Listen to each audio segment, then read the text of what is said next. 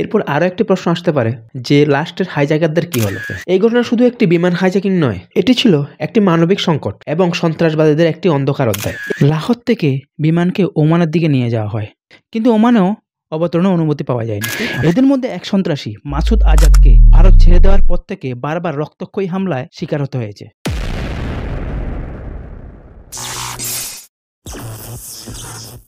নমস্কার বন্ধুরা, সাথে আমি সঞ্জয়, দেখছেন আপনাদের চ্যানেল ক্লিয়ারিটি। আপনারা কি জানেন ভারতের বিশাল এবং লাস্ট ফ্লাইট হাইজ্যাক কোনটি ছিল? 1999 24 December India airlines flight IC-814 কান্দাহা থেকে টেক আপ করে দিল্লির উদ্দেশ্যে। সাধারণত কান্দাহা থেকে দিল্লি পৌঁছাতে সময় লাগে 2 ঘন্টা, কিন্তু এই যাত্রীরা ও ক্রু সদস্য জানতো না যে দিল্লি পৌঁছানোর সময়টা হবে অনেকটাই দীর্ঘ এবং ঘটনাবহুল। 5 হাইজ্যাকার বিমানটিকে হাইজ্যাক করে। এই হাইজ্যাকাররা ভারত সরকারের কাছে যাত্রীদের মুক্তির বিনিময়ে $200 মিলিয়ন দাবি করে। তাদের আরো অতিরিক্ত কিছু দাবি ছিল, যেমন কিছু সন্ত্রাসীকে কারাগার থেকে মুক্তি দেওয়া। এদের মধ্যে এক সন্ত্রাসী মাসুদ আজাদকে ভারত ছেড়ে দেওয়ার পর থেকে বারবার রক্তক্ষয়ী হামলায় শিকার হতে হয়েছে। তার জঙ্গলি কার্যকলাপে বিভিন্ন নতুন হামলার মাধ্যমে ভারতকে নিরাপত্তার চ্যালেঞ্জের মুখে পড়তে হচ্ছে, যা জাতীয় নিরাপত্তার জন্য হুমকি। এই বিষয়টি পুরোপুরি ক্লিয়ার করে আগে বলছি। পরবর্তী 7 দিন পুরো দেশ শ্বাসরুদ্ধ হয়ে এই ঘটনাটি প্রতিটি মুহূর্ত দেখছিল আর টেলিভিশনের পর্দায় চোখ রেখে অপেক্ষা করছিল পরিণতির জন্য। এই হাইজ্যাকটি ছিল ভারতের ইতিহাসের সবচেয়ে বড় বিমান হাইজ্যাক।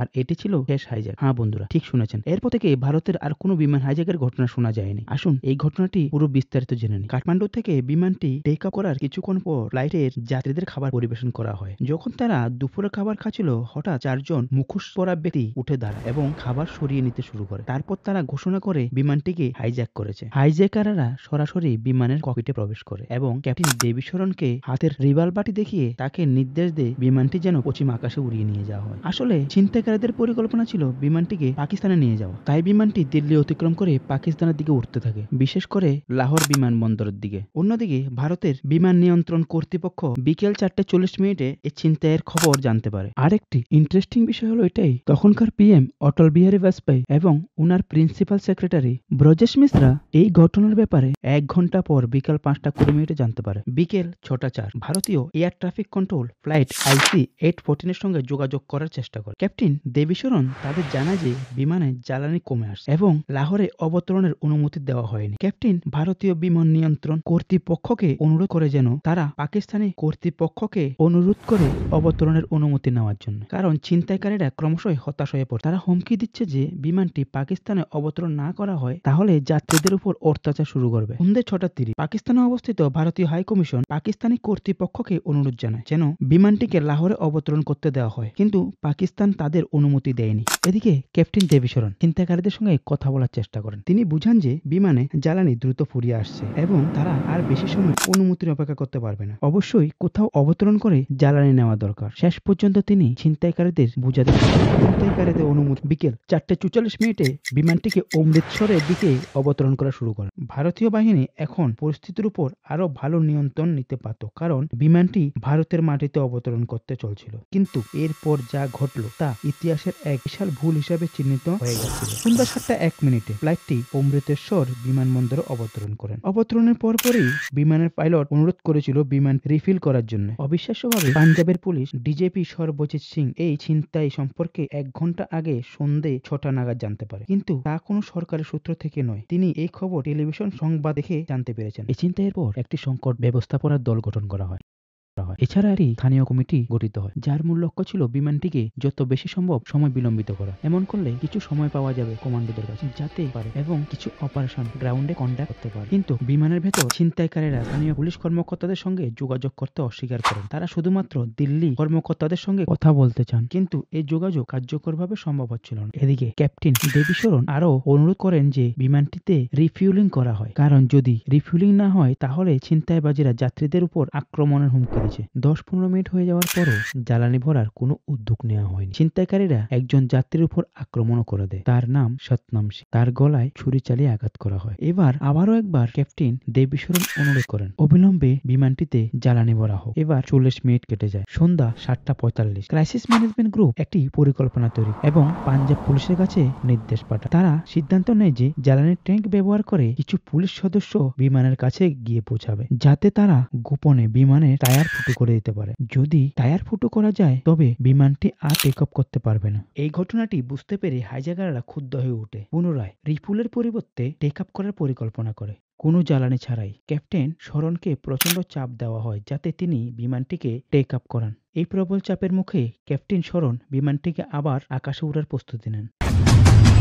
রানওয়েতে দ্রুত গতিতে ছুটতে থাকা বিমানটির সামনে একটি হঠাৎ জ্বালানির ট্যাঙ্কার এসে উপস্থিত। অল্পের জন্য দুর্ঘটনা এড়াতে সম্ভব। সময় তখন সন্ধ্যা 7:50। বিমানটি আবারও হাওয়াতে উড়ে যায়। সব থেকে ইম্পর্টেন্ট এটাই, বিমানে এখনো রিফিউলিং হয়নি। উঠতে উঠতে ক্যাপ্টেন দেবীশরণ এটিসিকে একটি মেসেজ পাঠায়, we are all right. Amritsar থেকে লাহোর মাত্র 50 কিলোমিটার দূর। আবারও বিমানটি পাকিস্তানের দিকে মোড় নেয়। পাকিস্তানি এটিসির কাছে আবারও বিমানটির ল্যান্ডিং এর অনুমতি চাওয়া হলো, কিন্তু এবারও অনুমতি প্রত্যাখ্যান করা হয়। লাহোরের এটিসি আশঙ্কা করেছিল যে হাইজ্যাকারেরা জোরপূর্বক বিমানটিকে লাহোরে ল্যান্ডিং করাবে। এই কারণে পাকিস্তানের বিমানবন্দরের সমস্ত লাইট বন্ধ করে দেওয়া হয়। সব নেভিগেশন ব্যবস্থা ও বাতিগুলি নিভিয়ে ফেলা হয় যাতে বিমানটি অবতরণ করতে চাইলেও বিমানের পাইলট ব্যর্থ হয়। কিন্তু ক্যাপ্টেন শরণের উপর হাইজ্যাকারদের প্রচন্ড চাপ ছিল। রানওয়ে দেখা যাচ্ছে কিনা সেটি নিয়ে ভাবার সুযোগ ছিল না তার কাছে। হাইজ্যাকারেরা এখনো বুঝতে চাইছে এখানে ল্যান্ড করানো কত কঠিন। একটু এদিক ওদিক হলেই সমস্ত যাত্রী, ক্রু মেম্বার, পাইলট এবং হাইজ্যাকার সহ সবাই ক্ষতিগ্রস্ত হতে পারে। বাইরের সিচুয়েশন যেমনই হোক না কেন বিমানকে অবতরণ করতে হবে পাকিস্তানের মাটিতে। ধীরে ধীরে নিচের দিকে নামতে শুরু করে। হঠাৎ ক্যাপ্টেন শরণ বুঝতে পারে যে তারা একটি মহাসড়কের উপর ক্র্যাশ ল্যান্ড করতে যাচ্ছে। এটি দেখে তিনি পাকিস্তানের এটিসিকে শেষবারের মতো অনুরোধ করেন, যদি বন্দরে অবতরণের অনুমতি না দেওয়া হয় তাহলে তারা মহাসড়কে বিমান নামাতে বাধ্য হবে। এই শুনে অবশেষে লাহোরের এটিসি অনুমতি দেয় এবং বিমানটি রাত 8:07 লাহোরে অবতরণ করে। ভারত পাকিস্তানের বিমানবন্দরের কর্তৃপক্ষকে নির্দেশ দেয় যাতে এই বিমানটিকে আর টেক আপ করতে না দেওয়া হয়, আর সিদ্ধান্ত নেয় যে ইসলামাবাদে নিয়োজিত ভারতের হাই কমিশনার জি পার্থসারথীকে পাঠানো হবে হাইজ্যাকারদের সঙ্গে আলোচনা করার জন্য। পাকিস্তানের এই বিমানবন্দরে বিমানটিতে রিফুয়েলিং করার অনুমতি দেওয়া হয় এবং যাতে বিমানটি আবারও উঠতে না পারে তার জন্য আবারও লাইট বন্ধ করে দেওয়া হয় এবং কমান্ডোরা বিমানটিকে ঘিরে ফেলে। পাকিস্তানি বাহিনী হাইজ্যাকারদের সঙ্গে আলোচনা করার চেষ্টা করছিল। তারা অনুরোধ করেছিল যেন অন্তত শিশু ও মহিলা যাত্রীদের ছেড়ে দেওয়া হয়, কিন্তু এই আলোচনাও ব্যর্থ হয়। হাইজ্যাকারেরা হতাশ হয়ে পড়ে কারণ তারা কোনো সমাধান খুঁজে পাচ্ছিল না। তারা যে ভারত সরকারের কাছে দাবি জানিয়েছিল তার একটিও এখনো পূরণ হয়। এর পরপরই আরেকজন যাত্রীর উপর নৃশংসভাবে হামলা চালানো হয়। রুপিন কাটিয়াল গুরগাঁওয়ের এক 25 বছরের যুবক, যিনি তার হানিমুন থেকে ফিরছিলেন তার স্ত্রী সহ। পরবর্তী সময়ে রুপিনের মৃত্যু হয়। ভারতের ওই হাই কমিশনারকে দ্রুত লাহোরে পৌঁছানোর জন্য পাকিস্তানের দায়িত্ব ছিল একটি হেলিকপ্টার সরবরাহ করা, যাতে তিনি দ্রুত হাইজ্যাকারদের সঙ্গে আলোচনায় অংশগ্রহণ করতে পারে। কিন্তু হেলিকপ্টারটি 3 ঘন্টা পর সরবরাহ করা হয়। যখন তিনি লাহোরে পৌঁছান তখন দেখতে পান যে বিমানটি আবারও টেক আপ করে গেছে। কিন্তু কিভাবে? যখন বিমানবন্দরের সমস্ত লাইট বন্ধ ছিল এবং বিমানটিকে কমান্ডোরা ঘিরে রেখেছে, তাহলে কিভাবে বিমানটি টেক আপ করে? এই সম্পর্কে আমাদের কাছে পর্যাপ্ত তথ্য নেই। লাহোর থেকে বিমানকে ওমানের দিকে নিয়ে যাওয়া হয়, কিন্তু ওমানেও অবতরণের অনুমতি পাওয়া যায়নি। এরপর বিমানটির পরবর্তী অবতরণ ঘটে রাত 3টার দিকে দুবাইয়ের আল মিনহাদ এয়ারবেসে। দীর্ঘ আলোচনার পর হাইজ্যাকাররা অবশেষে এখানে 26 জন যাত্রীকে মুক্তি দেওয়া হয়। ভারতের এয়ারলাইন্সের একটি বিশেষ উদ্ধারকারী বিমান দুবাইয়ে পাঠানো হয় যাত্রীদের নিরাপদে ভারতে ফিরিয়ে আনার জন্য। ওই বিমানটিতে বেসামরিক বিমান পরিবহন মন্ত্রী শরৎ যাদব এই বিমানে উপস্থিত ছিলেন। তিনি নিজেই যাত্রীদের সঙ্গে দেশে ফিরে আসেন। দুবাই থেকে ফিরে আসা যাত্রীদের কাছ থেকে কিছু গুরুত্বপূর্ণ তথ্য পাওয়া যায়। জানা যায় যে বিমানটির ভিতরে পুরুষ যাত্রীদের আলাদা করে ফেলা হয় মহিলা ও শিশুদের থেকে, এবং সবাইকে চোখ বাঁধা অবস্থা রাখা হয়েছে যেন কেউ কিছু দেখতে না পায়। আবার তারা এও জানান হাইজ্যাকারেরা 5 জন ছিল, তাদের আবার আলাদা আলাদা কোডে ডাকা হতো। তাদের নেতা নিজেকে চিফ বলে পরিচয় দিত, আর বাকি 4 জনের নাম ছিল বার্গার, ডাক্তার, শঙ্কর ও ভোলা। অবশ্যই এগুলি ছিল ছদ্মনাম যা তারা এই বিশাল ছিনতাইয়ের জন্য ব্যবহার করছিল, কিন্তু পরে জানা যায় তাদের আসল পরিচয়। এরা বেশিরভাগই পাকিস্তানের নাগরিক। একদিন কেটে গেছে। বিমানের যাত্রীদের অবস্থা আরো শোচনীয় হয়ে ওঠে। খাবার ও পানীয় সংকট শুরু হয়। টয়লেটগুলোর অবস্থাও ভয়াবহ ছিল। এরপর বিমানটি আবারও টেক আপ করলো। এবার গন্তব্য ছিল আফগানিস্তান। 26শে ডিসেম্বর সকাল 8টা বিমানটি কান্দাহার আন্তর্জাতিক বিমানবন্দরে অবতরণ করল। অবতরণের পর সেখানে উপস্থিত তালিবান কর্তৃপক্ষ ভারত এবং হাইজ্যাকারদের মধ্যে মিডিয়েট হয়ে কাজ করার প্রস্তাব। সেই সময় আফগানিস্তানে তালিবান সরকারের ক্ষমতা ছিল, কিন্তু ভারত কখনোই তালিবান সরকারকে স্বীকৃতি দেয়নি। তাই ভারত ইসলামাবাদ থেকে একজন ভারতীয় হাই কমিশনারকে কান্দাহারে পাঠানোর সিদ্ধান্ত নেয় আলোচনার জন্য। তারপর পুরো 6 দিন ধরে বিমান ও যাত্রী যাত্রীদের আটকে রাখা হয়। এই সব কিছু সত্ত্বেও তারা সেখান থেকে মুক্ত হতে পারেনি। তারা জানতো না সামনে কি ঘটবে, তাদের ভবিষ্যৎ কি। ভারত সরকার তালিবানের প্রকৃত উদ্দেশ্য নিয়ে সন্দেহ প্রকাশ করেছে, কারণ বিমানটির চারপাশে তালিবান সদস্য দ্বারা ঘিরে ফেলা হয়েছে, যারা সকলেই অস্ত্র বহন করছিল। কিন্তু তালিবান দাবি করেছিল যে তারা হাইজ্যাকদের বিরুদ্ধে পদক্ষেপ নিচ্ছে, যাতে হাইজ্যাকাররা অযৌক্তিক আচরণ না করতে। তাই নিরাপত্তার জন্য বিমানটির চারপাশে তালিবান বাহিনী মোতায়েন করা হয়েছে। কিন্তু ভারতীয় বিশেষজ্ঞরা বিশ্বাস করতেন এই পদক্ষেপ আসলে ভারতকে সামরিক অভিযান চালানো থেকে বিরত রাখার কৌশল ছিল।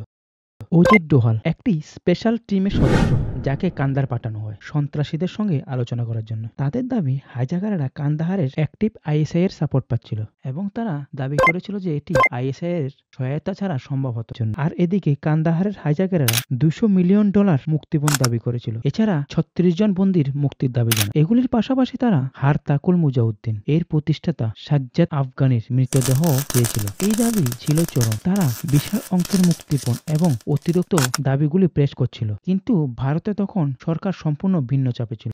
26শে ডিসেম্বর ভারতের বিদেশ মন্ত্রী যশবন্ত সিং এই ছিনতাই সংক্রান্ত একটি সংবাদ সম্মেলনে উপস্থিত ছিলেন। হঠাৎ সংবাদ সম্মেলনে বিশৃঙ্খলা সৃষ্টি হয়। বিমানের যাত্রীদের পরিবারের সদস্যরা ক্ষোভে ফেটে পড়ে। তারা সরকারের উপর প্রচন্ড চাপ সৃষ্টি করতে শুরু করেছে। তারা অনুরোধ করে যাতে হাইজ্যাকারদের দাবি মেনে নেওয়া হয়, কারণ তারা তাদের প্রিয়জনদের নিরাপত্তা নিশ্চিত করতে চায়। পরিবারের সদস্যরা তাও বলেন 1989-এ হয়ে যাওয়ার ঘটনা, মুফতি মুহাম্মদ সৈয়দের কন্যা রুবিয়া সৈয়দকে মুক্তি করার জন্য, তখন মিনিস্টারের কন্যার জন্য যখন মুক্তি দেওয়া হয়েছিল জঙ্গিদের, তাহলে এখন কেন হবে না?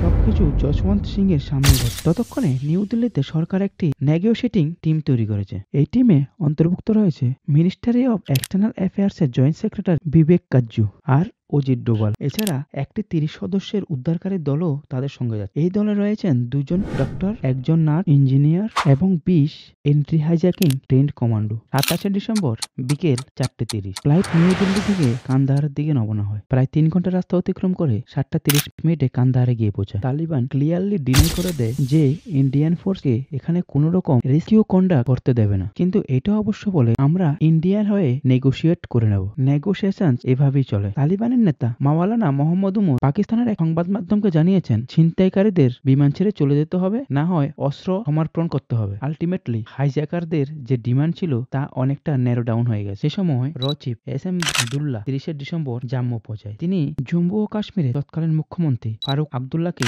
2 বন্দীকে মুক্তি দিতে রাজি করানোর চেষ্টা করেন, কিন্তু ফারুক আবদুল্লাহ এতে খুবই অনিচ্ছুক ছিলেন। তিনি যুক্তি দেখান যে ভবিষ্যতে এর নেতিবাচক প্রভাব পড়বে। চাপ অতই বেশি ছিল যে তিনি বাধ্য হন দাবি মেনে নিতে। বন্দীদের দিল্লিতে নিয়ে আসা হয় এবং পররাষ্ট্রমন্ত্রী যশবন্ত সিং এর সঙ্গে তাদের একটি বিমানে তোলা হয়। বিমানটি রওনা দেয় কান্দাহারের উদ্দেশ্যে। পরের দিন 31 ডিসেম্বর হাইজ্যাকারদের দাবি মেনে নেওয়া হয় এবং 3 জন বন্দীকে কান্দাহারে মুক্তি দেওয়া হয়।